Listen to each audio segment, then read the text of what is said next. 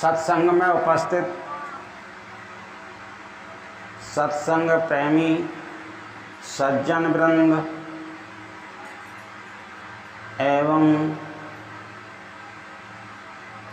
भक्तमती सत्संग प्रेमी माताएं बहनें, आज बड़े सौभाग्य का दिन है। कलयुग में कहा गया है, कलयुग केवल नाम आधारा, सुमिर सुमिर नर उतरे ही पारा। हम लोगों को एकत्रित होकर के परमपिता परमात्मा का भजन, ध्यान और सत्संग करने का शुभ अवसर प्रदान हुआ। शास्त्रों में लिखा है कि एक पग भी यदि सत्संग के लिए चला जाता है तो एक पग रखने का फल अश्वमेध यज्ञ के पुण्य के बराबर होता है। अश्वमेध यज्ञ किसको कहते हैं? जिन माताओं ने नहीं सुना है उन्हें बताता हूँ। अश्व कहते हैं घोड़े के लिए, मेघ कहते हैं बादल की जैसे गर्जना होती है। अश्व के समान घोड़े जैसे घोड़ा होता है, घोड़े के समान जैसे घोड़ा दौड़ता है, इसी दौड़ में लगातार 40 दिन तक जो यज्ञ चलता रहता है, जिसमें 1 मिनट भी स्वाहा नाम का शब्द बंद नहीं होता। 108 जितनी इच्छा हो उतने ब्राह्मण बुला करके यज्ञ शुरू कराया जाता है और 40 दिन तक लगातार ये यज्ञ चलता है। उतना फल कितना करोड़ों रुपया खर्च करके लाखों टन घी लग जाता है, लाखों टन सामग्री लग जाती है, तब वह यज्ञ पूर्ण होता है। 1008 कुंड बनाए जाते हैं, जितने कुंडों में करना चाहें उतने बना सकते हैं, लेकिन इतने यज्ञ को करने के लिए कितना खर्चा करना पड़ता है। गोस्वामी तुलसीदास जी महाराज कह रहे हैं कि यदि आप सत्संग के लिए अपने घर से प्रस्थान कर रहे हैं तो एक पग में उतने यज्ञ का फल मिल जाता है। और आपने जितने फल रखे, जितने पग सत्संग के लिए रखे, शास्त्र कहता है सत्संग के लिए तो पैदल चलना चाहिए। अब तो रास्ता गड़बड़ हो गई है, न तो नंगे पैर चल करके चल जाना चाहिए, तब परमपिता परमात्मा की हम पर कृपा होती है। क्योंकि हमें जब कुछ त्यागने का ईश्वर के नाम पर मौका मिलता है, जब खुद हम कुछ अपने लिए कष्ट उठाने की कोशिश करते हैं, तब उस कष्ट की आह का आवाज़ भगवान सुनते हैं और भगवान हमारे मनोरथों को पूर्ण करते हैं। आज इसलिए हम लोगों का बड़ा सौभाग्य का दिन है। सब सत्संगियों के लिए बहुत पुण्य का समय मानिए, क्योंकि सत्संग बड़ा दुर्लभ वस्तु है। पहले भगवान विष्णु के यहाँ सत्संग होता था, भगवान राम सत्संग करते थे, भगवान कृष्ण सत्संग करते थे, नारद मुनि सत्संग करते थे। ये सत्संग की परंपरा सतयुग से चल रही है, लेकिन आज सत्संग कम मात्रा में हो गया है, क्योंकि लोगों के पास ज्ञान नाम की चीज़ नहीं रही। अगर सत्संग से जो हमको मिलता है वो किसी भी पुस्तक से हम पढ़ कर के ज्ञान प्राप्त नहीं कर सकते। जब तक हम किसी संत सद्गुरु की शरण में नहीं जाते हैं, किसी विद्वान ज्ञानी के शरण में नहीं जाते हैं, तब तक यथार्थ में हमें अपने जीवन के जीने का मार्ग ही पता नहीं चलता। हमारे जीवन में 3 ग्रहण होते हैं। आप लोगों को 2 ग्रहण की पता होगा, एक सूर्य ग्रहण का पता होगा और एक चंद्र ग्रहण का पता होगा। पता है कि नहीं? और तीसरा ग्रहण नहीं बताया, पता होगा, सबको पता है वैसे, लेकिन किसी को याद नहीं रहता है। तीसरा ग्रहण कौन सा है बताएंगे आप लोग? कोई मैया हैं जो हाथ उठा करके कहेंगे कि हमको पता है? तीसरा ग्रहण होता है पारेर ग्रहण संस्कार।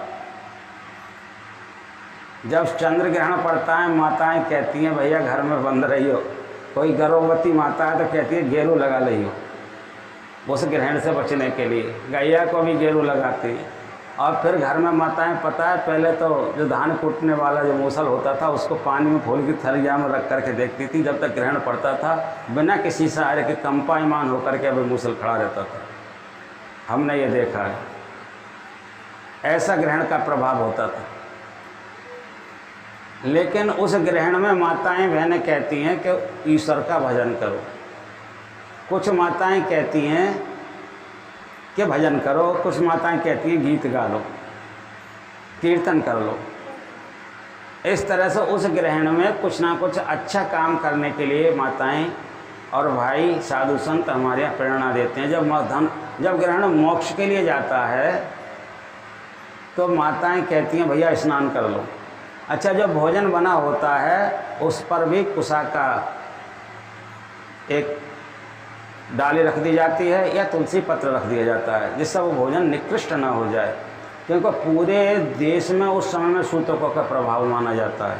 यह ऐसा ज्योतिष शास्त्र कहता है। ऐसे ही चंद्र ग्रहण में होता है। अच्छा, जब ये चंद्र ग्रहण पड़ते हैं तो शास्त्रों में लिखा है कि युग की 10,000 आयु कम हो जाती है। एक ग्रहण पड़ने पर कलयुग की 10,000 आयु कम हो जाती है। इसीलिए इस कलयुग को बहुत जल्दी सुलटाने के लिए ग्रहण पड़ रहे हैं। अब तीसरा ग्रहण होता है पारण ग्रहण संस्कार। अब इन ग्रहणों में जब हम भगवान का भजन करते हैं, स्नान करते हैं, दान देते हैं, वो तो केवल 12 घंटे पहले सूतक लगते हैं और 2 घंटे और 2.5 घंटे का ही पड़ता है। और पारण ग्रहण संस्कार कितने दिन का पड़ता है? किसी का 20 साल का, किसी का 30 साल का, किसी का 50 साल का, किसी का 40 साल का। तो इसमें क्या भजन नहीं करना चाहिए? यह भी तो कि ग्रहण है जब एक दूसरे के ऊपर पड़ रहे हैं। जब राहु केतु का चक्र उन पर चलता है तो पारण ग्रहण संस्कार होने के पर सबरे ग्रहणों का चक्र चलता है। वहाँ तो राहु केतु 2 शनिचर पर 2 ही बलवान होते हैं, लेकिन इन पारण ग्रहण संस्कार में तो शनिचर भी बलवान होता है। कहते हैं 7.5 आ गई भैया, गुरु की भी दिशा आ जाती है, राहु की केतु की भी दशा आ जाती है, कभी कभी भैया पड़ोसियों की भी दशा पड़ने लगती है पारण ग्रहण संस्कार वालों पर। इनका इनमें बड़ी एकता, किसी तरह से सभी खंडन कीजिए। कभी कभी लड़के के ससुराल वालों की भी, मैके वालों की भी दृष्टि पड़ने लगती है। इस ग्रहण को साधने के लिए बिना ईश्वर के भजन के कभी भी जीवन सफल नहीं हो सकता। कभी कभी खुद आपस में दृष्टि पड़ जाती है, कभी कभी बिना मतलब का विघ्न शुरू हो जाता है। क्योंकि ऐसा क्या होता है कि हम एक ग्रहण पड़ने पर तो भगवान का भजन करते हैं और इस ग्रहण के होने के बाद में, पारण ग्रहण संस्कार होने के बाद में भगवान का भजन भूल जाते हैं। जबकि यह भी सब भगवान की कृपा से हुआ है। इसमें क्या होता है, उन ग्रहणों में त्याग होता है। आप देखिए जब सूर्य ग्रहण पड़ता है तो कोई आदमी दान करते हैं कि नहीं करते हैं? बाजार में देखिए दान करते हैं। ब्राह्मणों के यहाँ दें, किसी गैया को दें, किसी साधु को दें, दान करने के लिए निकालते, किसी भिखारी को दें।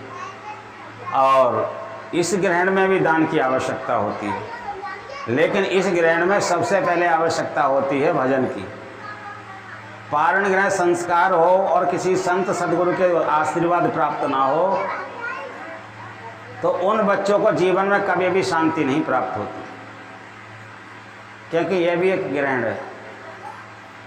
मैंने एक दिन सत्संग में सुनाया था, माता मरे तो 1 फल, पिता मरे फल 4 और भ्रात मरे तो हानि है, कहें कबीर विचार।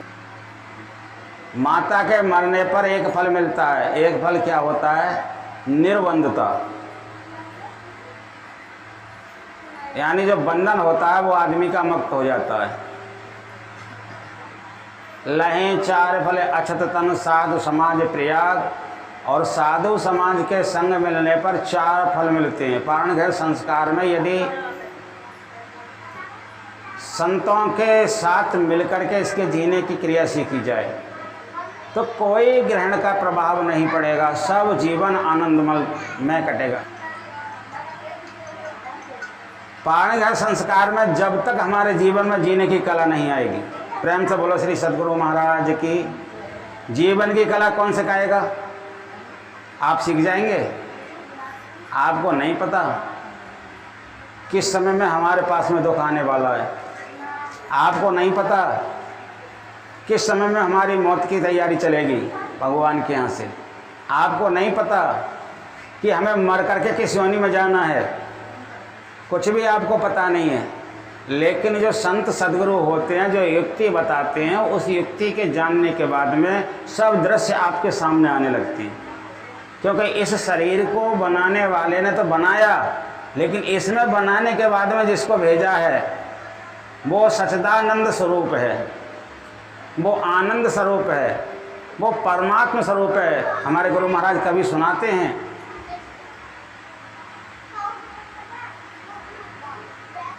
अगर कोई अपनी पत्नी को देख ले, पत्नी को देखकर पत्नी नहीं बन जाएगा। कोई व्यक्ति अपनी माता को देख ले, माता को देखने पर माता नहीं बन जाएगा। कोई अपने पिता को देख ले, पिता को देखने पर पिता नहीं बन जाएगा। भाई को देख ले, भाई को देखने पर भाई नहीं बन जाएगा। गाय को देख ले, गाय को देखने पर गाय नहीं बन जाएगा। संसार की किसी भी वस्तु को देख ले, लेकिन आदमी वो नहीं बन सकता। लेकिन गोस्वामी तुलसीदास ने रामायण में लिखा है कि जानत तुम्हें तुम्हें ही हो जाई। जो एक बार परमपिता परमात्मा का दर्शन कर लेता है वो ब्रह्म ज्ञानी नहीं, स्वयं ब्रह्म ही हो जाता है। वो साक्षात परमात्मा का दर्शन करने वाले व्यक्ति के लिए कभी भी जीवन में किसी भी चीज़ का अभाव नहीं होता। बताइए, परमात्मा के यहाँ कोई इस चीज़ का अभाव है? परमात्मा के यहाँ किसी चीज़ की कमी है? अगर जो परमात्मा के यहाँ कोई कमी नहीं है और तुम उसके दर्शन कर लोगे तो तुम्हारे पास क्या कमी रहेगी? पारण ग्रह संस्कार का मतलब है कि एक पहिए पर गाड़ी नहीं चल रही थी। आपने देखा जब ब्राह्मण संस्कार कराते हैं, पारण ग्रह संस्कार, तो दोनों हाथों में 2 पहिए पकड़ाते हैं। एक पहिया देते हैं अपने जो लड़की होती है उसके हाथ में, एक पहिया देते हैं जो लड़का होता है उसके हाथ में। जब दोनों ही एक दूसरे का हाथ पकड़ते हैं, हाथ पकड़ने का नाम है पारण ग्रह संस्कार। तो उस समय में उनसे कहा जाता है कि ये 2 साइकिल के पहिए, जैसे साइकिल होती है उस तरह से 2 पहिए मान लो। तुम्हारे जीवन का एक आधार है, गृहस्थ का एक आधार है। अब गृहस्थ का जिन लोगों का आधार रहा है, आज उन गृहस्थियों का इतिहास में नाम अमर है। जिनका आधार ही नहीं रहा उनका नाम कहाँ से होगा? पारण ग्रह संस्कार में यह बताया जाता है, अब दोनों जो मिलकर के काम करोगे उसी काम का फल तुमको मिलेगा। एक के करने से नहीं बतलाया। एक माता उठा करके यज्ञ करना शुरू कर दे और पति ना हो और वो चाहे यज्ञ का पूर्ण फल हमको मिल जाए, ऐसा कदापि नहीं हो सकता। किसी का पति चाहे कि मैं यज्ञ कर लूं और यज्ञ करके उसका पूर्ण फल हमको प्राप्त हो जाए, ऐसा नहीं हो सकता। दोनों ही जब बैठेंगे, शास्त्रों में तो कहा है जब भगवान राम के पास में सीता नहीं थी तो उनके गुरु ने भगवान राम से कहा था सीता की पूर्ति के लिए सीता की आवश्यकता है, तो सोने की सीता बनाई गई थी। सोने की सीता बना करके तब संस्कार किया गया यज्ञ का, तब वह संस्कार मान्य हुआ। कहने का तात्पर्य है कि जो पारण ग्रह संस्कार में जिसको पत्नी कहा गया है, यथार्थ में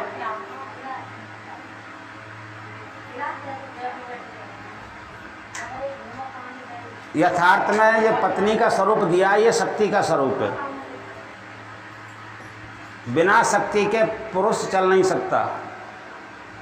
और जो माता अपने को शक्ति मान करके बैठ जाए तो उसकी भी शक्ति क्षीण हो जाती है। वो भी शक्ति किसी माँ से उसको प्राप्त है जिसने उसको जन्म दिया है। तो वो शक्ति किसके लिए है? अपने पति के लिए। अपने पति के लिए शुभ कर्मों की प्रेरणा माता का देने का कर्म बनता है। समय समय पर यज्ञ कराना, समय समय पर हवन कराना, समय समय पर दान करना, समय समय पर प्रसाद वितरण करना, ऐसा कुछ होना चाहिए। तो सत्संग का मतलब है कि जीवन में सत्य को ग्रहण करके सुखी हो जाना। हम लोग सुखी होंगे कब? ये शरीर हम अपना मान बैठे, मैंने सत्संग में बताया था। ये शरीर हमारा नहीं, ये शरीर हमको किसी ने दिया है प्रसाद रूप में। बताओ, अगर ये शरीर तुम्हारा है तो तुम इस शरीर का क्या क्या कर्म कर सकते हैं? इसके दुख मिटा सकते हैं, इसकी हड्डी टूट जाए तो नहीं डलवा सकते हैं, आंख चली जाए तो आंख में रोशनी ला सकते हैं। तुम्हारा ये शरीर नहीं है, तुमको इसमें रहने के लिए दिया है, और वो भी परमात्मा ने समय निश्चित कर दिया है कि आप इस शरीर में 20 साल रहेंगे, 50 साल रहेंगे, 60 साल रहेंगे, और जितना उसने निश्चित कर दिया है उस समय का किया हुआ कार्य तुम्हारा। तुम्हारे पास ही भगवान का एक दूत है जिसका नाम है चित्रगुप्त, जो तुम्हारे एक एक क्षण का, एक एक श्वास का कर्म का फल लिख करके उस परमात्मा के बनाए हुए धर्मराज को दे रहे हैं। और वहाँ जाकर के एक एक क्षण का, एक एक शब्द का, एक एक श्वास का आपके लिए प्राकट रूप से, व्यक्त रूप से वहाँ तुम्हें दिखलाया जाएगा जब तुम यहाँ से जाओगे। यहाँ हमारा रहना किसी का नहीं है, आया है वो जाएगा, राजा रंग फकीर, कोई सिंहासन चढ़ चला, कोई बंधा जाए जंजीर। जब हमारा यहाँ रहना ही नहीं है तो संत सदगुरु कह रहे हैं कि पारण गृह संस्कार का मतलब है कि यहाँ जब आए हो तो उस करते जाओ। करना क्या है? भगवान का भजन। भगवान शिव पर लोटा चढ़ा करके आकर के अपने पति को पानी मत दो, भगवान शिव तुम्हारा स्वीकार करेंगे? बताओ, हाथ उठा करके किसका जल स्वीकार करेंगे? माता जगदम्बा को 9 दिन मना लो, माता जगदम्बा को 9 दिन मना लो, जो तुम्हारी धर्म की माँ से तुमको पति मिला हुआ, जिसने जीवन भर कमा करके तुमको खिलाया, और उसकी तुम सेवा शाम के एक बार पैर छू करके मत, प्रणाम करके ना करो कि कौन सी देवी तुम पर दया करेगी। एक नौदुर्गा नहीं, नौ दुर्गा अगर भूखे रह करके व्रत रख लोगे तब भी वो तुम्हें दर्शन नहीं देगी।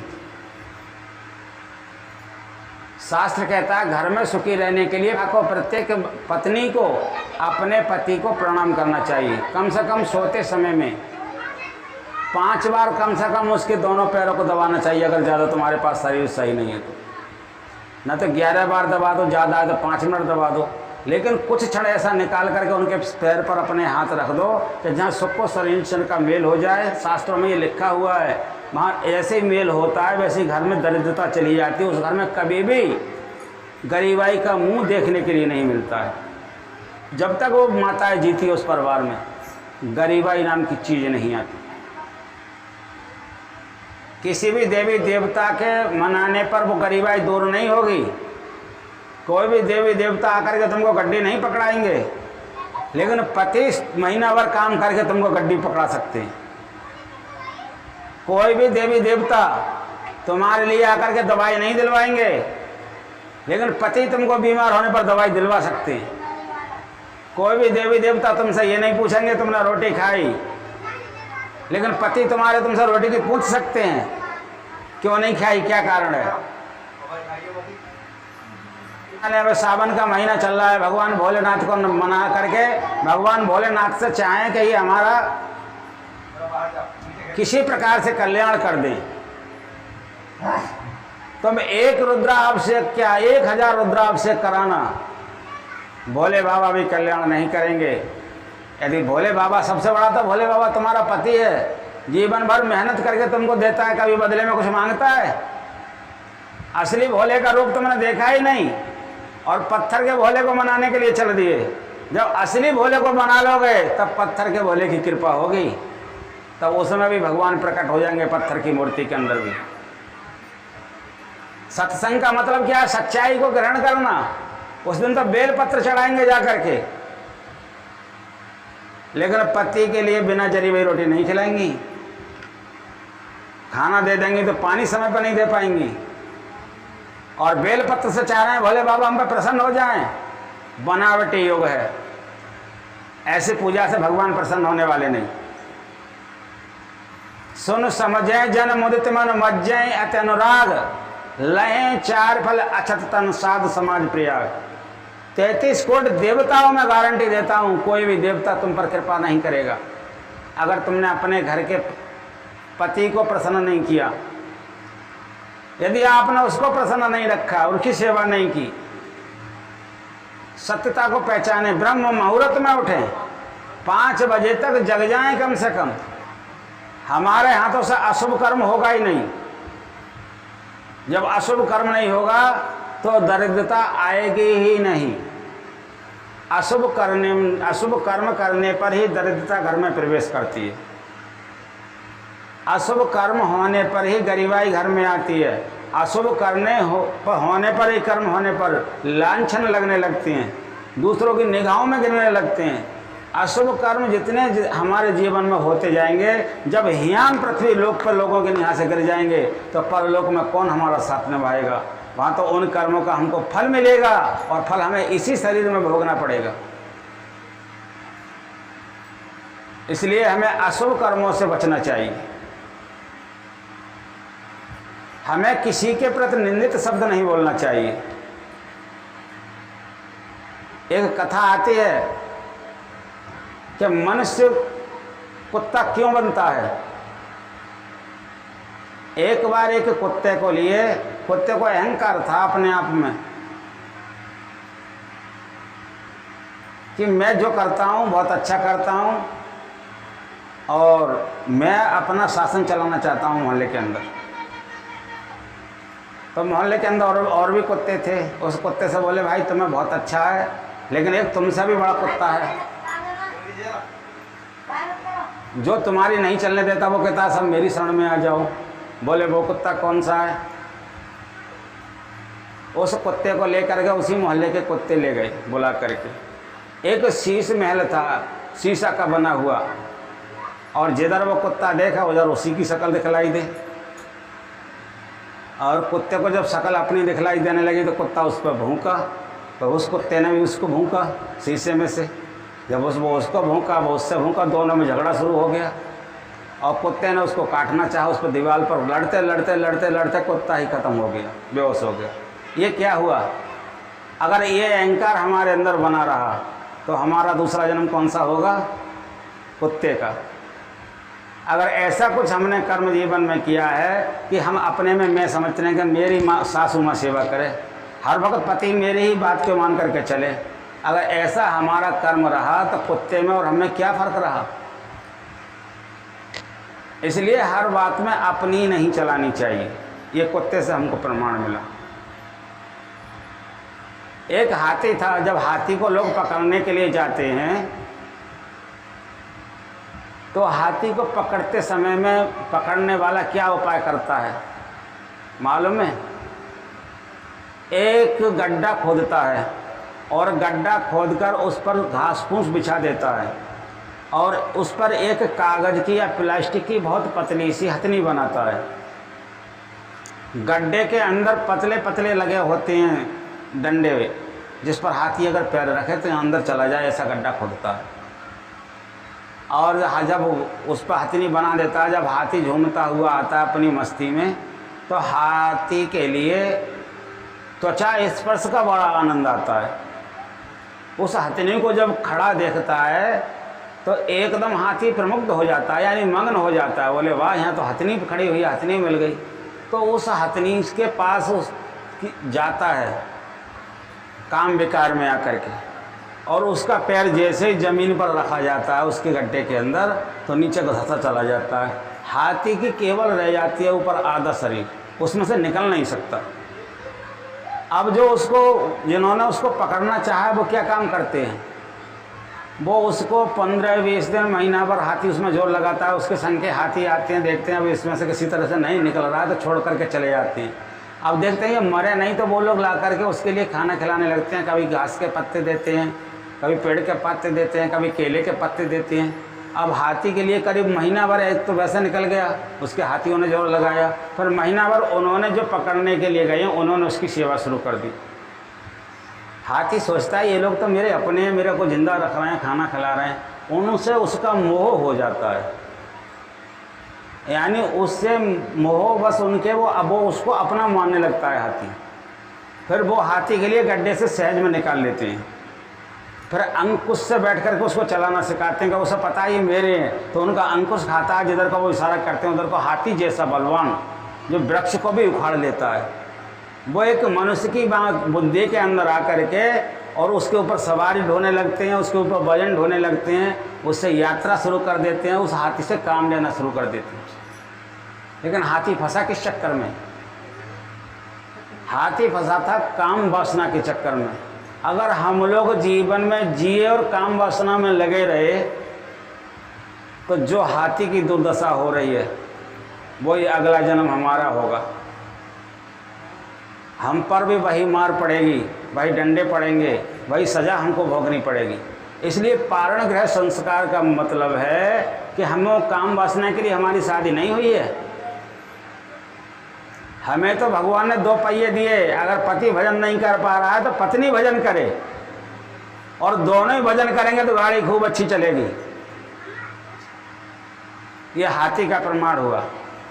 अपने जीवन में यह हम अपनाएं कि हमें प्रतिदिन अपने जो पति हमारे लिए गड्डी दे रहा है तो कम से कम उसकी अच्छी आयु के लिए, उसके जीवन को अच्छा निर्मल बनने के लिए, उसकी सद्बुद्धि के लिए, उसका परलोक बनाने के लिए उसकी कमाई से शुभ कर्म करें और कुछ भजन करें, भगवान की कथा कराएं, भगवान का यज्ञ कराएं, बड़ा है तो श्रीमद् भागवत पुराण की कथा कराएं, और ज़्यादा पैसा है तो शिव पुराण की कथा कराएं, और ज़्यादा पैसा है श्री रामचरितमानस की कथा कराएं।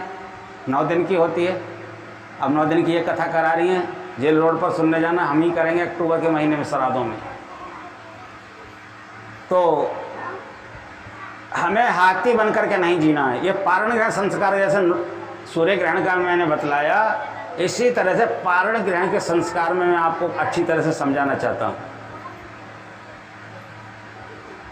हमको तोते से प्रमाण मिलता है। एक तोता होता है, अब तोते को कोई पकड़ने वाला होता है तो कैसे पकड़ता है? एक चरखी लगाता है ऊपर और उस पर ऐसी चीज़ लगा देता है जैसे तोता बैठे तो चिपक जाए, और उस चरखी को जब तोता बैठता है तो चक्कर काटने लगता है। उसके नीचे मिर्च लटका देता है और नीचे पानी के जगह जगह पात्र रख देता है, और मिर्च को देख करके तोता जाता है दौड़ता हुआ। लाल रंग की मिर्च होती है मिर्च खाने के लिए। जैसे ही उस पर बैठता है तो पकड़ जाता है, और जैसे वो बैठता है तो चरखी की तरह घूमने लगता है, और घूमने लगता है। जब तोता उसमें घूमता है, उसी तरह जब घूमता है तो तोता देखता है नीचे लटका हुआ, नीचे पानी के जगह जगह पात्र रखे हुए हैं, तो उनमें देखता है अगर मैं घूम रहा हूँ तो क्या है, मेरी तरह जहाँ मेरे तोता घूम रहे हैं। वो देख रहा है कि मैं घूम रहा हूँ, कोई बड़ी बात ना है, मेरी तरह जब मेरे तोता है इस पानी में ये दिखलाई दे रहा है, लेकिन होती उसी की शक्ल है। यही संसार में हम लोगों का सबका हल हो गया है कि एक आदमी गड्ढे में जा रहा है तो ये जा रहा है तो कोई बात नहीं, हम भी जा रहे हैं तो क्या बात है, ये भी तो जा रहा है। अरे हमको इसीलिए मनुष्य जन्म मिला है क्या? एक तोता की तरह हम फंस गए, एक पक्षी की तरह हम फंस गए, तो हमें मनुष्य जन्म लेने का कोई भी अच्छा फल नहीं। बड़े भाग्य मानस तन पावा, सौर दुर्लभ सदग्रंथन गावा। ये मैं सत्संग सुना रहा हूँ, आपको टीवी पे सुनने को नहीं मिलेगा। हम कुछ गहन अध्ययन करते हैं रात में उठ करके, तुम तो रात में उठ करके बैठोगे कर्म करने के लिए, हम रात में उठ करके बैठते हैं भगवान के लिए, और भगवान से कहते हैं प्रभु ऐसा कुछ हमको ज्ञान दो जो संसार के लोगों के काम आ सके। फिर उस पर हम मंथन करते हैं बैठ करके। घर वाले हम यहाँ आ जाते हैं, घर वाले बुलाते रहते हैं रोटी के लिए आ जाओ, हम अपने अंदर नीचे के किवाड़ बंद कर लेते हैं और कमरे में पड़े रहते हैं और सोचते रहते हैं। फिर उसका मंथन करके सोचते हैं क्या तक कहाँ तक क्या सत्य है। भगवान का भजन करते हैं, फिर मंथन करते हैं। जब उसका सात्विक अर्थ हमें सही मिलता है तब आप लोगों के सामने व्यक्त करते हैं। तो आप सोचो आपको टीवी पर ये चीज़ सुनाने को मिल जाए, सो नहीं मिलेगा समझ। इसलिए हमें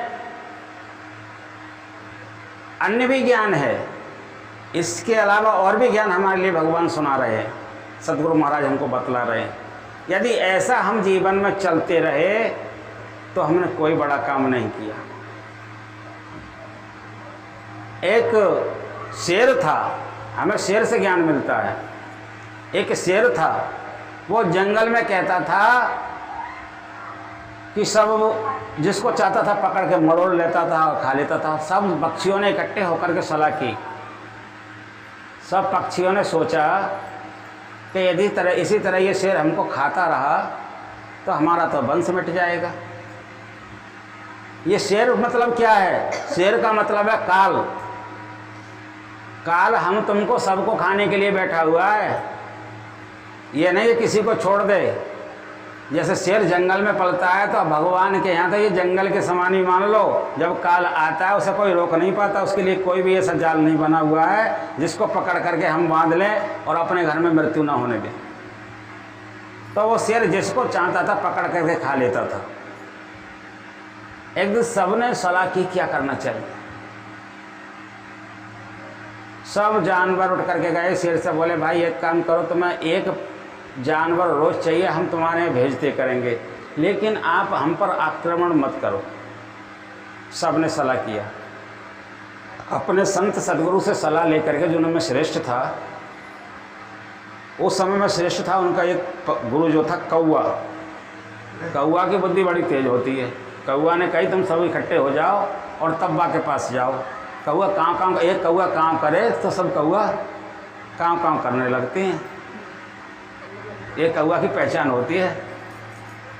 और एक घर में अगर पति का शिकायत है तो पत्नी अलग से ही मिलेगी, भाई संग काँव ना करेगी, चाहेगी मेरा सब कुछ संगठन एक जैसा बनो रहे, चाहेगी जे मेरा परिवार एक जैसा बना रहे, लेकिन एक संग नहीं बोलेगी। जैसे कौआ बोलता है, एक कौआ देखकर दूसरा काम ही करेगा। उस कौआ ने सलाह दी सब इकट्ठे होकर के जाओ। कागभूषण की कथा रामायण में आती है और कागभूषण जो थे वो कौआ ही थे।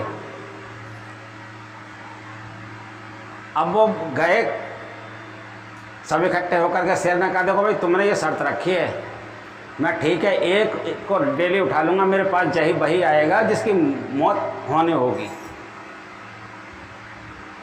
अब एक दिन लोमड़ी का नंबर आ गया, लोमड़ी को भी खा लिया। लोमड़ी की मित्र थी खरगोश। उसने कही बहना मैं तो जा रही हूँ, मुझे तो कोई बचाने वाला नहीं है, लेकिन तुम्हें कोई ऐसी अकल है जो बच सके। अच्छा, वो खरगोश जो थी वो एक ब्राह्मण के यहाँ पर रहती थी। तो ब्राह्मण के यहाँ प्रतिदिन रामायण का पाठ होता था। वो रामायण के पाठ को बड़े आराम से सुनती रहती थी। तो रामायण में सुनाया गया होगा कि काल को और शस्त्र को कभी भी बख्शना नहीं चाहिए, इस पर अपना कब्जा कर लो पहले ही।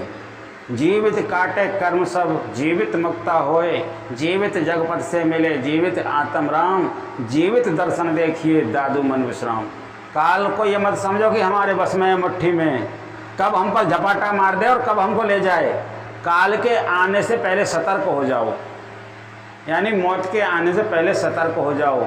सतर्क क्या है? जिसने उस काल को बनाया है उसने ही तुमको बनाया है। यदि तुम उसका भजन करोगे तो काल तुम्हारे पास नहीं आएगा, पहले तुम्हें सूचना देगा और उस सूचने के विषय में ये भी पता लग जाएगा कि इससे बचने का हमारा या आगे जीवन अच्छा बनाने के लिए हमारा क्या उपाय है। तो लोमड़ी ने कहा ठीक है, मैं ब्राह्मण देवता के यहाँ पर रहती हूँ और मैं तुम्हारी मदद करूँगी। वो खरगोश के लिए छोड़ दिया, वो तो चला गया। खरगोश जंगल से अपने ब्राह्मण के घर आया और आकर के उसने कुछ खाया पिया नहीं। पर ब्राह्मण आया, ब्राह्मण देवता साधु संत स्वरूप में थे। उस साधु संत ने उसकी कमर पर हाथ फैलाया खरगोश की और कहा बेटा क्या चाहती हो। अब वो खाने को दिया तो खाया नहीं, पानी को दिया तो पानी पिया नहीं। कुछ अंदर की समस्याओं को ब्राह्मण देवताओं ने भजन में देखा कि इसका कुछ अंतिम समय चल रहा है, पता नहीं क्यों नहीं खा रहा है। तो उन्होंने कहा काल पर भी विजय प्राप्त हो जाती है यदि आप में सद्बुद्धि है और भगवान की शक्ति है, ईश्वर का भजन करते हैं। इसी तरह तुमने भी यदि रामायण का अध्ययन सुना है, पाठ किया है, रामायण को सुना है, यहाँ गीता पाठ होता है, रामायण का पाठ होता है, उसको तुमने ग्रहण रूप में किया है, तो ईश्वर तुमको सद्बुद्धि देंगे, ये मेरा आशीर्वाद। उस ब्राह्मण देवता ने आशीर्वाद दे दिया और वह ब्राह्मण देवता आशीर्वाद तो देकर चला गया। लेकिन उसने देखा मुझे अपने परिवार की रक्षा करनी है, मेरा परिवार तो खरगोश कह रहा है सब जंगल में रहता है, अगर मैं नहीं गया तो शेर सबको मार डालेगा। अब शेर के पास खरगोश पहुंचता है।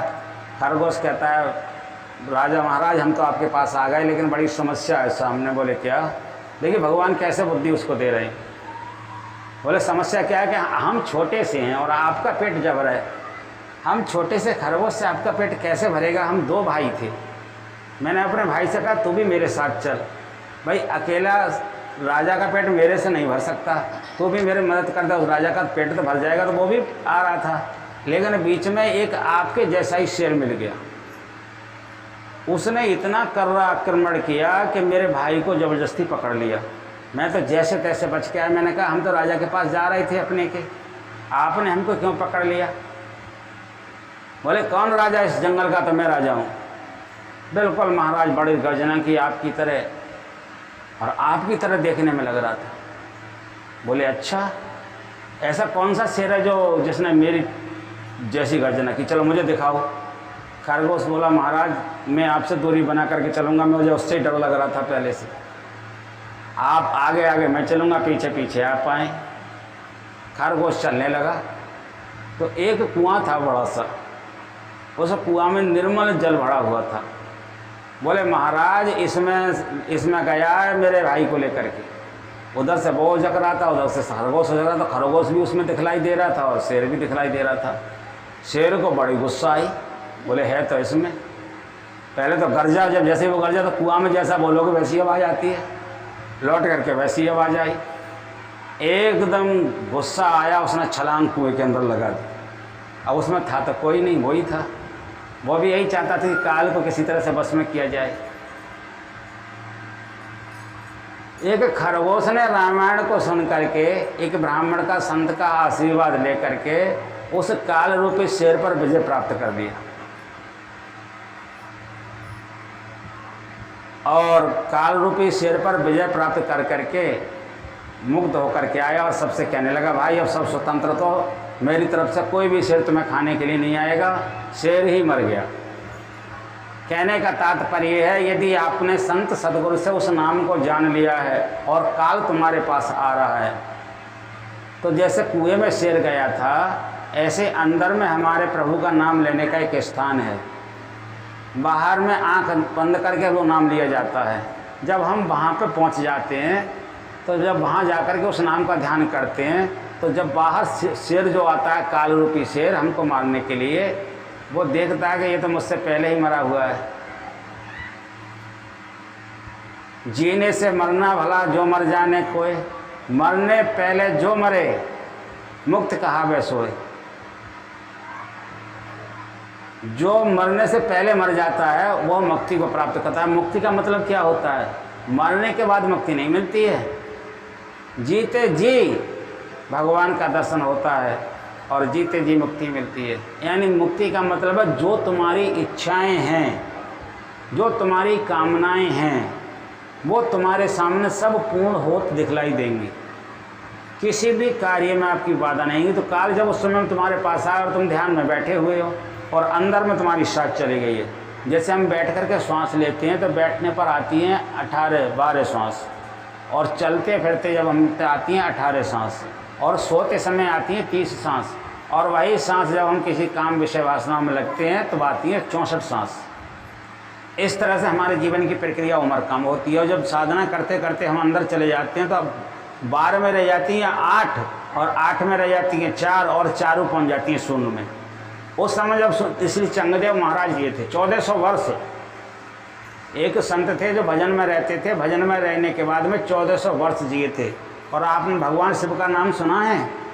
भगवान शिव ने माता पार्वती के ही रूप से 108 रुंडों की माला पहनते थे।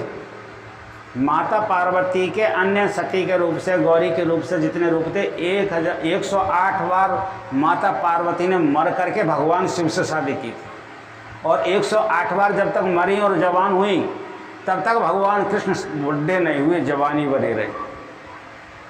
तो बुढ़ापा दूर चला जाता है उस व्यक्ति का जो भजन करना सीख जाता है, उस पर बुढ़ापा सहज में नहीं आता। जो विषय वासनाओं में लग जाता है बुढ़ापा उसी को पकड़ लेता है। लिखा है रामायण के अंदर, बीते संवत श्रेष्ठ 87 लगी समाधि संभ अविनाशी, जागे ओ सती उमापति जागे, राम नाम जब सुमिरन लागे। 87 हजार वर्ष बैठ करके भगवान शिव ने ध्यान किया, जिनकी हम पूजा करते हैं।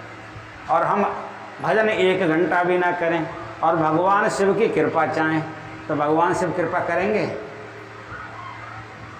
और जिस जल को तुम भगवान शिव पे चढ़ाने जाते हो, सपोज करो उस जल से ज़्यादा तो उनके सिर पर गंगा रहती है, तुमसे ज़्यादा जल उनके पास है कि नहीं है? जिस जल से तुम उन्हें ठंडक देना चाहते हो, उससे ठंडक देने वाला तो उनके माथे पे चंद्रमा है जो शीतल प्रदान करता है। अच्छा, तुम जो भांग देने जाते हो, धतूरा देने जाते हो, उस धतूरा से और भांग से ज़्यादा तो नशा उनके गले में जो सर्प पड़े हैं उनसे लगता रहता है। बताओ कौन सी चीज़ तुम ऐसी देना चाहते हो जो उनके पास नहीं है? जो सब चीज़ भगवान शिव के भक्ति योग से ही सब उनके अंदर उपस्थित है। यदि भगवान शिव को प्रसन्न करना चाहते हो तो कम से कम 87 मिनट ही भजन करना सीख जाओ। भगवान शिव ने जिसका नाम लिया था उस नाम को तुम लेना सीख जाओ, भगवान प्रसन्न हो जाएंगे। भगवान शिव क्या करते थे? भगवान राम से मिलने के लिए गए थे तो भगवान राम से उन्होंने क्या मांगा था? हाथ जोड़ करके भगवान शिव ने भगवान राम से मांगा है, बार बार बर मांगाऊं हर्ष देव श्री रंग, भक्ति सदा न पायनी और सदा सत्संग। आप अपने चरणों की भक्ति मुझको दे दो और जहाँ कहीं भी सत्संग हो वहाँ मैं ज़रूर पहुँच जाऊँ, इतना आशीर्वाद दे दो, मुझसे कभी भी सत्संग न छूटे। भगवान शिव ने मांगा था मुझसे कभी भी एक क्षण के लिए सत्संग न छूटे, कहीं भी सत्संग हो वहाँ मैं पहुँच जाऊँ, इतना मुझे आशीर्वाद प्रदान कर दो। हम लोगों को तो सत्संग में लोग बुलाते हैं, आ जाओ आ जाओ आ जाओ, तो अभी कहती हैं चलो अभी नहीं, थोड़ी देर बाद चलेंगे। भगवान शिव सबसे पहले आकर के बैठते हैं और भगवान शिव से भी पहले हनुमान जी महाराज आकर के बैठते हैं सत्संग में। भगवान विष्णु भी जो पालन करता है वो भी उन्होंने विष्णु पुराण में लिखा है। जब भगवान के पास में नारद जी गए तो उन्होंने कहा कि आप रहते कहाँ पर हो? जब कभी आता हूँ तो क्षीर सागर में माता पास लक्ष्मी मिलती हैं, आपका दर्शन ही नहीं होता। तो भगवान ने कहा है कि ना हम बसाम बैकुंठे, हम बैकुंठ में वास नहीं करते हैं। अच्छा प्रभु, आप योगियों के हृदय में रहते होंगे? ना योगिन हृदयंचा, ना हम योगियों के हृदय में रहते हैं। फिर महाराज आप कहाँ रहते हैं? बोले मद भक्ता यत्र गायन्ति तत्तिष्ठाम नारदा, जहाँ भक्त मेरा बैठ करके भजन करता है मैं वहीं जाकर के बैठ जाता हूँ और उनके जीवन के पापों का हरण करने लगता हूँ। जहाँ मेरा भक्त गुणगान करता है, जहाँ सत्संग होता है, उस सत्संग में मैं चला जाता हूँ और मेरा दूसरा कहीं भी स्थान नहीं। अगर एक साथ में 50 जगह सत्संग हो रहा है पूरे विश्व में तो भगवान 50 जगह भी अपने रूप बदल करके पहुँच जाएंगे। ये सत्संग की महिमा है। सत्संग हमारे कल्याण के लिए होता है। जब हमारे अंदर ये गुण आएंगे तब वारणिक है संस्कार का फल हमको मिलेगा, तब हमारे जीवन के पाप कटेंगे। हम शेर की तरह फंसना नहीं है। शेर के लिए अहंकार था कि मैं कुछ हूं। जब हमारे अंदर ये अहंकार आ जाएगा कि हम कुछ हैं तो काल यमराज के आगे अहंकार चलने वाला नहीं है। काल यमराज के लिए देखिए खरगोश ने ही डुबा दिया। कोई सज्जन आदमी जब अहंकार आ जाता है तो अहंकार को मिटा भी देता है और भगवान भी अहंकार का ही ग्रास करते हैं। भगवान किसी का ग्रास नहीं करते, अहंकार को ही खाते हैं। जिस आदमी को अहंकार हुआ, रावण को कितना बड़ा अहंकार था, नहीं छोड़ा। एक आपने कीचक का नाम सुना होगा। कीचक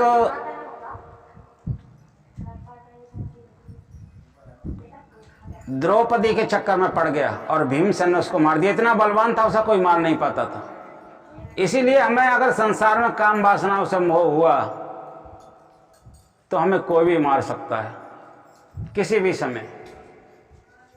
इसलिए काम वासनाओं से मोह नहीं रखना चाहिए।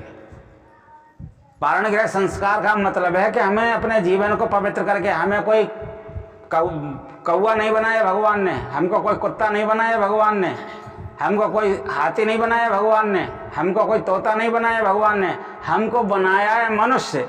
और मनुष्य के अंदर क्या गुण होते हैं? साधन।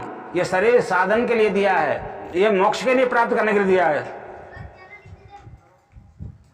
पाए न जे परलोक समारा, साधन धाम मोक्ष कर द्वारा पाही न जे परलोक समारा। ये शरीर हमारे साधन के लिए दिया है, मोक्ष प्राप्त करने के लिए दिया है, हमारे जीवन के कलेश और दरिद्रता मिटाने के लिए दिया है। या बताओ, हमें दोबारा पशु बनने के लिए दिया है, या दोबारा हमें कौवा बनने के लिए दिया है,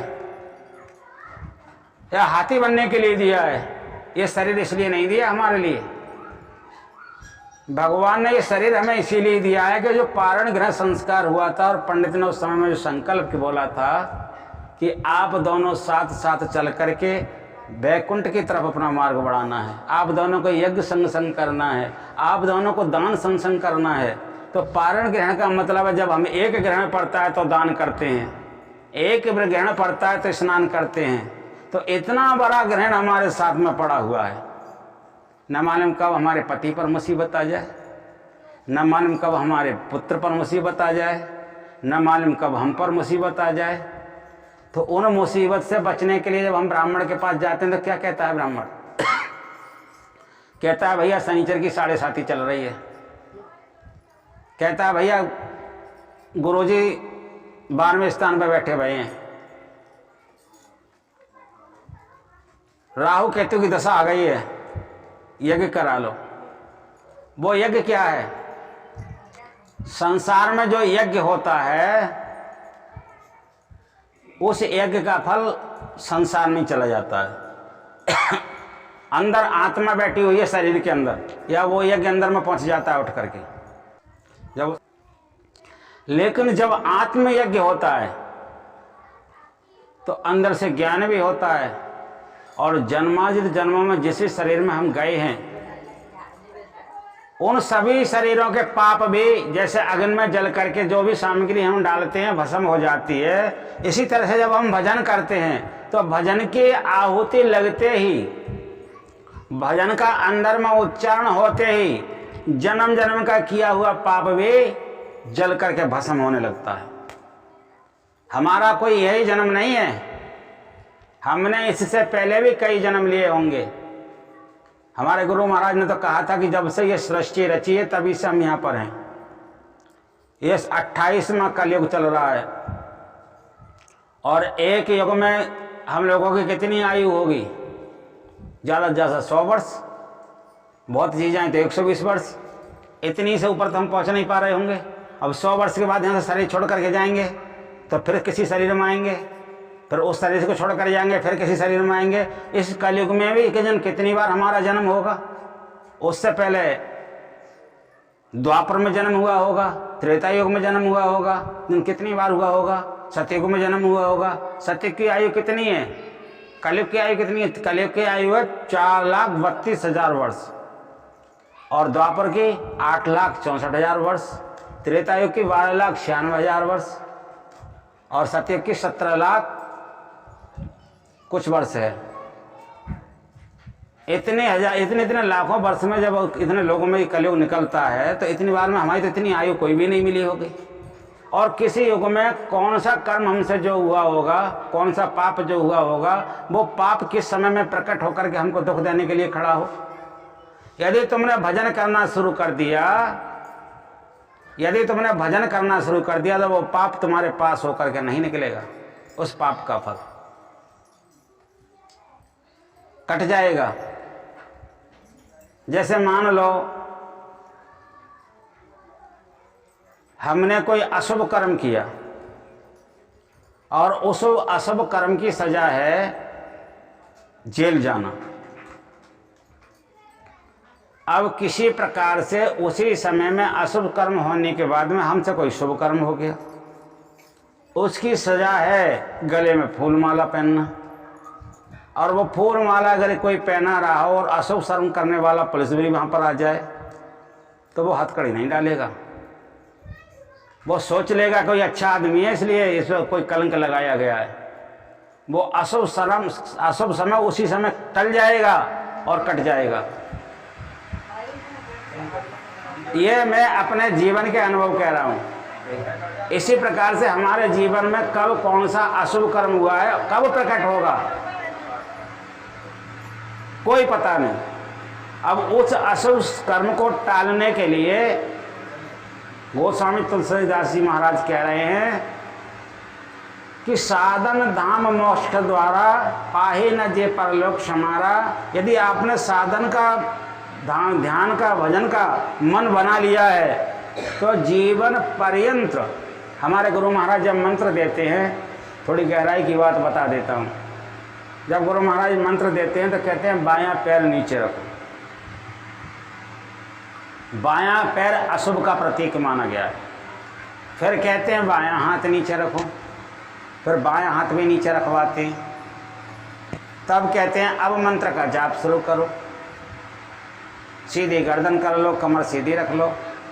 जब इस प्रकार से मंत्र का जाप कराते हैं तो इधर उधर यहाँ घूमने पर मन विचलित होता है। जब सीधा जब बैठ जाता है आदमी तो मन उसका स्थिर हो जाता है, और मन स्थिर होता है जब मंत्र के द्वारा फिर जाप शुरू होता है तो जितने बार अशुभ कर्म होते हैं एक एक मंत्र के बोलने पर अंदर में एक एक स्वारूपी आहुति लगते ही जन्मार्जित जन्मों का पाप भस्म होने लगता है।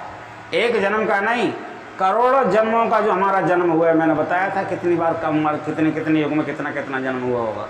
इसलिए पाही न जे परलोक समारा, साधन धाम मोक्ष कर द्वारा सो परित्र दुख पावई।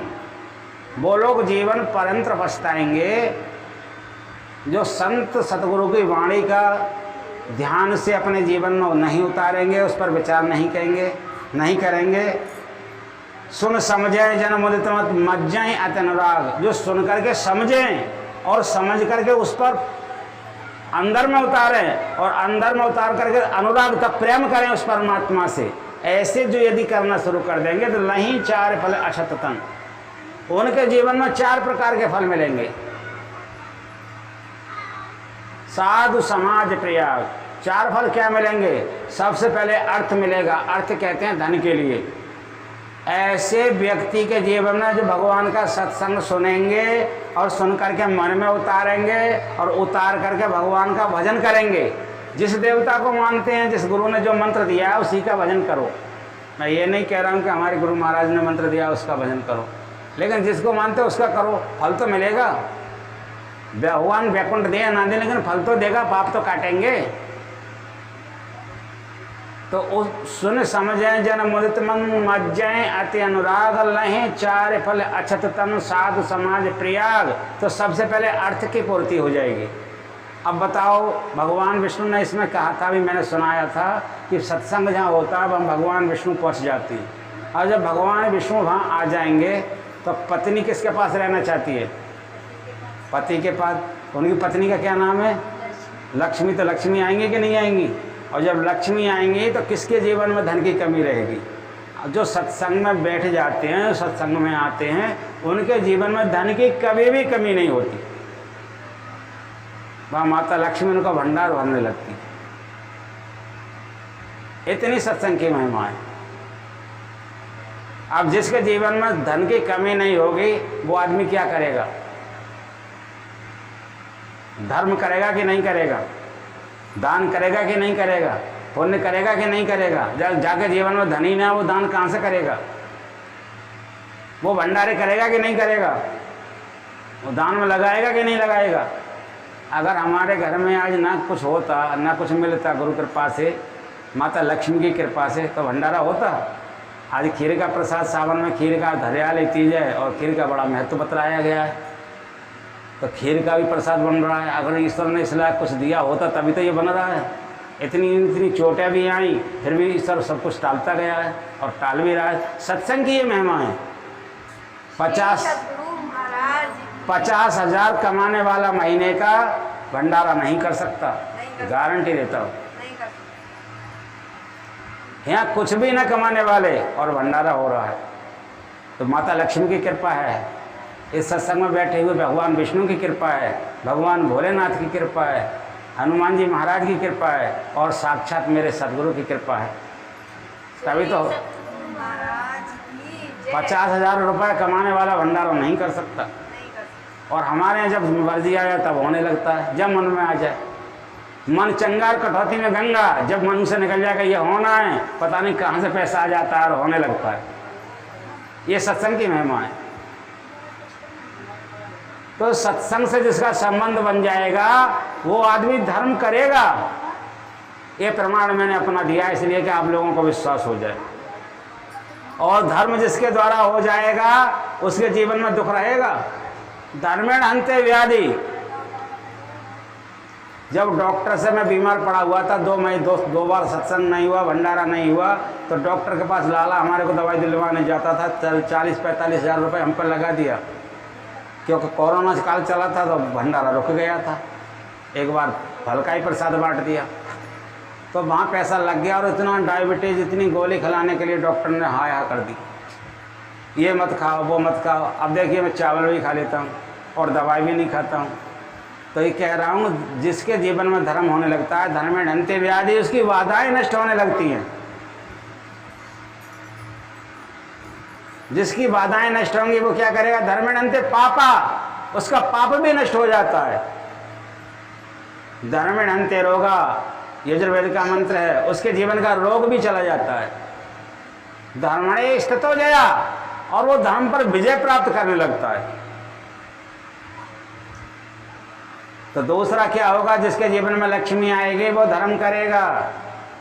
और धर्म करेगा धर्म, अर्थ और काम, अर्थ धर्म और काम, उसके जीवन की जो भी कामनाएं होंगी, शुभ कामनाएं, चाहे बेटी के विवाह की हो या बेटा के विवाह की हो, कोई भी हो,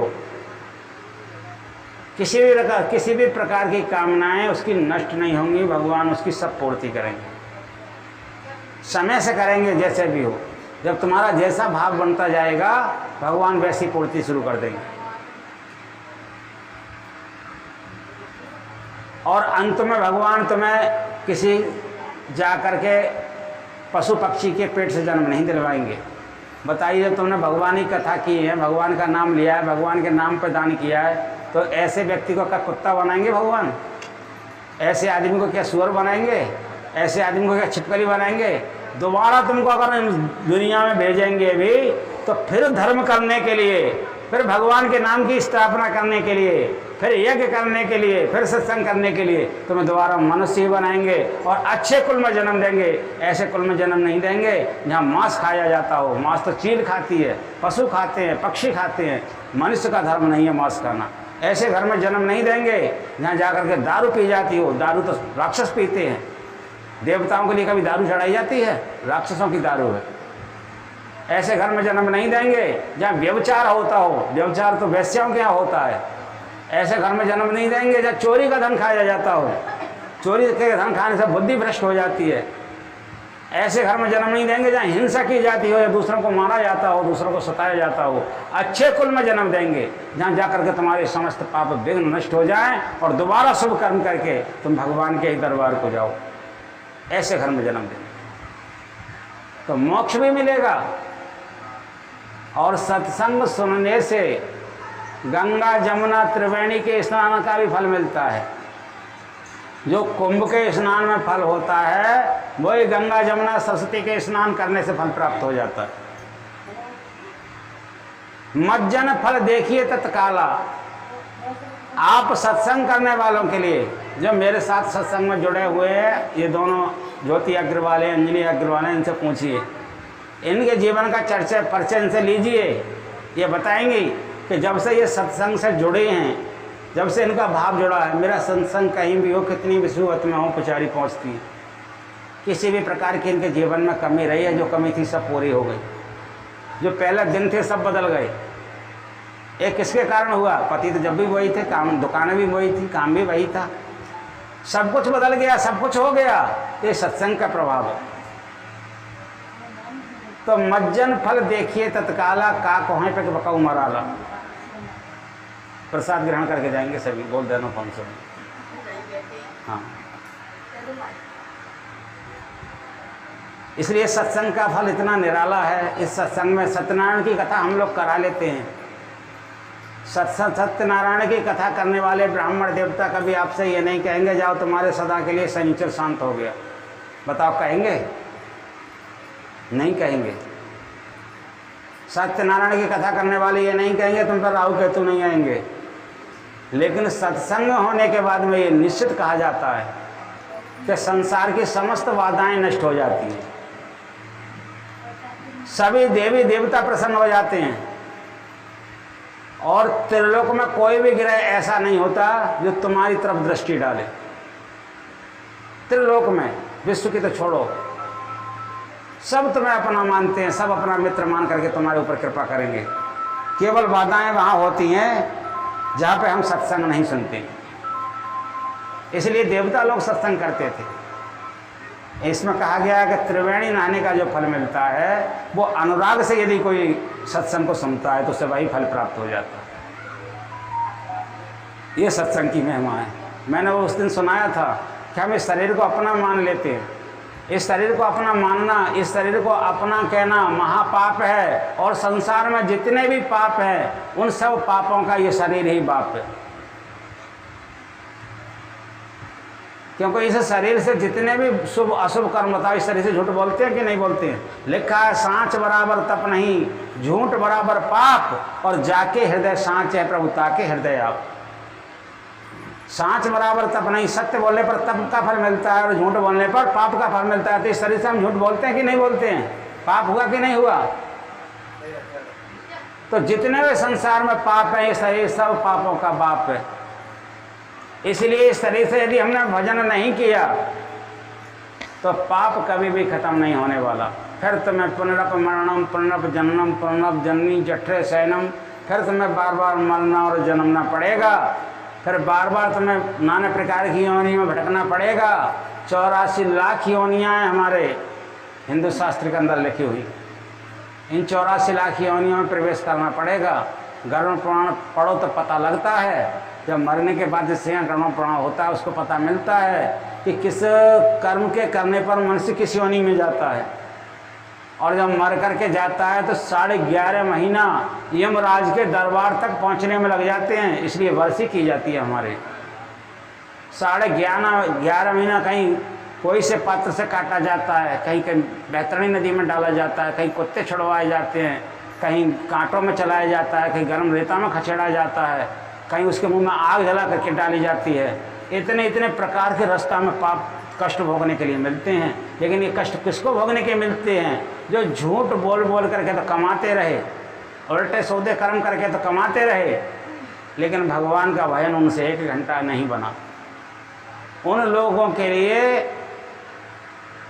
28 प्रकार के नरकों में होकर के यातनाओं को भोगते हुए 11.5 महीना लगते हैं धर्मराज के यहाँ पहुँचने पर। जब वहाँ आत्मा पहुँचती है तो धर्मराज पूछते हैं बोलते ने क्या कर्म किया? तो जो चित्रगुप्त हमारे पास होता है, जो हम सांस लेते हैं, जो बोलते हैं, हर श्वास का कर्म का फल वो धर्मराज के लिए दे रहा है। तो तुरंत वो अपना बाई खाता खोल देता है, बोले महाराज देखिए इसने जीवन में ये कर्म किए। पूरा जीवन का चरित्र वहाँ सुनाने लगता है। ये गरुड़ पुराण से हमको सुनने को मिलता है। हमारे यहाँ हिंदू शास्त्र में हर चीज़ के विषय में बतलाया गया है। तो बिना भजन किए जो मर गया उसका जीवन नरक में चला गया मान लो। बिना शुभ कर्म किए। अच्छे विचार सत्संग से पैदा होते हैं। दुनिया में और किसी भी कर्म से अच्छे विचार नहीं हो सकते। अब जिसके विचार अच्छे होंगे क्या वो बुरे कर्म करेगा? कदापि नहीं करेगा। तो ये शरीर के द्वारा हमसे किस किस तरह के पाप होते हैं। मोह ममता इससे जुड़ जाती है। हम इस शरीर को अपना मानने लगते हैं, फिर दूसरे के शरीर को भी हम अपना मानने लगते हैं, फिर तीसरे शरीर को भी अपना मानने लगते हैं।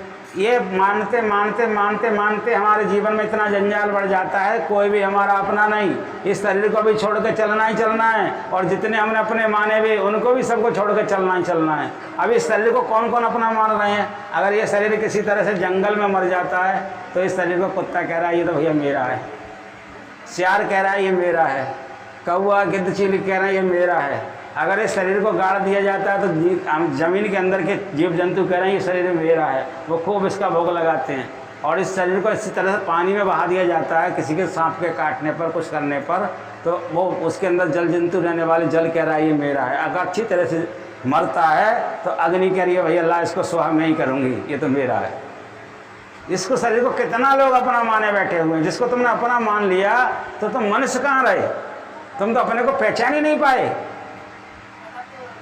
अपने को पहचानने के लिए ये सत्संग किया जाता है, अपने को देखने के लिए सत्संग होता है, और अपने से जो अपना है, अपना कौन है इस शरीर में, हमको किसने भेजा? उस परमात्मा ने। इस शरीर में श्वास कौन दे रहा है? वो परमात्मा।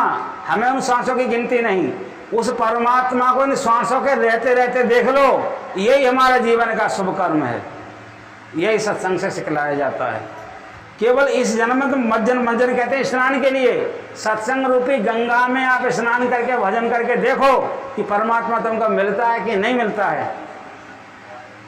गोस्वामी तुलसीदास की रामायण में लिखा हुआ है, रामचरितमानस में, मज्जन फल देखी तत्काल। मज्जन का मतलब होता है ऐसा स्नान जिस स्नान में बिल्कुल मल ना रहे। संसार का स्नान हम जो करते हैं, नाक में से गंदगी निकल ही आएगी, कान में से गंदी निकल ही आएगी स्नान करने के बाद में, दांत में से गंदी निकल ही आएगी स्नान करने के बाद में, नव छिद्रों में से कुछ ना कुछ निकल आएगा गंदी गंदी। लेकिन जब भगवान के नाम का स्नान अंदर में शुरू होता है, जब आत्मा का, तो आत्मा के अंदर कोई गंदगी नहीं रहती है और तुरंत उसका फल मिलेगा। काक कहानी कौआ, कौआ बगुला हो जाता है और बगुला हंस बन जाता है, यानी हंस रूपी हम परमात्मा से मिलने के लिए हंस बन जाएंगे। जानत तुम्हें हो जाए, ऐसा संसार में जीवन में कल्याण होगा। लेकिन ये सत्संग से मिलता है। मैं माताएं बहनों को इसलिए विशेष रूप से बुलावा देता हूँ कि सत्संग में आओ। अगर सुन भी लोग बैठ करके उस भगवान का नाम, तो भगवान कम से कम बुरा तो ना मानेंगे। जो भी हमसे कर्म अशुभ होंगे उनको तो क्षमा करेंगे कि चलो किसी तरह से ये मेरे सत्संग में आ तो गया है। हमें कोई लोभ लालच नहीं होता किसी से। और सभी माताओं से निवेदन है कि जिन्होंने सत्संग सुना है वो भगवान का प्रसाद बना हुआ है। जिनका तुम सत्संग सुन रहे हो उन्हीं की कृपा से प्रसाद बना हुआ है। वो प्रसाद भी ग्रहण करके अपनी बुद्धि को और खून को पवित्र करें, जिससे तुम्हारा भी गुरु महाराज परमपिता परमात्मा भजन की तरफ मन बढ़ा दें। और कुछ नहीं, एक गोस्वामी तुलसीदास जी ने लिख दिया है कि एक घड़ी आदि में पुण्याद, जो प्रभु का चिंतन करे तो हरें जन्म कोटि की व्याध। करोड़ों जन्मों की बाधा हरने के लिए भगवान का प्रसाद बनाया जाता है। हमारे यहाँ प्रसाद किसी से झूठ बोल करके कमाने वाले पैसे का नहीं है। हमारे यहाँ प्रसाद किसी से झूठ बोल करके कमा करके पैसा लाए और प्रसाद में बांट दिया, ऐसा नहीं है। किसी की चोरी से लाए, ऐसा पैसा नहीं है। किसी से ठगा ठगी करके पैसा लाए, ऐसा पैसा नहीं है। हमें तो लोगों ने भगवान के नाम पर जो दक्षिणा में दिया है वो पैसा है। उस पैसे को जो धर्म पर आया, पैसा धर्म पर ही लगाया जाएगा कि ऐसे पैसे का प्रसाद खाने के बाद में मन पवित्र नहीं होगा? ऐसे पैसा खाने के बाद में क्या पाप नहीं कटेगा? ऐसे प्रसाद को पाने के बाद में क्या बुद्धि सही नहीं होगी? परमपिता परमात्मा अवश्य सही बुद्धि देंगे, सद्बुद्धि देंगे। ये ऐसा सत्संग है जिसमें कोई छल कपट नहीं, प्रमाणित बात करते हैं। हम किसी भी से छल करके पैसा नहीं लेते, हम किसी के दिल को दुखा करके पैसा नहीं लेते। अभी इनके पास में रामायण हुई थी, बता रही थी अंजलि अग्रवाल, वो प्रतिदिन मांगता था बैठ करके, प्रतिदिन कहता था भाई धन दो, कमी हो रही है, जो हो रही है, मांगता था। हमने व्यास मंच पर इनके यहाँ 2 बार कथा कर दी, इनके यहाँ 2 बार कथा कर दी। आज तक के रिकॉर्ड में कभी मंच पर बैठ करके ये नहीं कहा कि हमारी पूर्ति नहीं हो रही। हम जिसके सहारे बैठे उसी से कह दिया अब तुम्हारे ऊपर है, कैसे खर्चा करोगे, कहाँ से लाओगे, क्या करोगे। हमारे पास भी कुछ नहीं है, करना भी तुमको है। और सब आज तक पूर्ति हुई, कभी भी रोए नहीं और बचा भी, ऐसी बात नहीं है कि नहीं बचा। तो जो इनके ऊपर विश्वास करके कमाता है, भगवान के नाम पर जो रहता है, भगवान कभी भी उसके जीवन में दरिद्रता नहीं लाते। आज मैं अपनी वाणी को यहीं विराम देता हूँ। थोड़े 2 भजन होंगे, इसके बाद में प्रसाद के लिए आदेश आएगा, फिर आरती होगी, स्तुति विनती होगी। प्रेम से बोले श्री सद्गुरु महाराज की जय।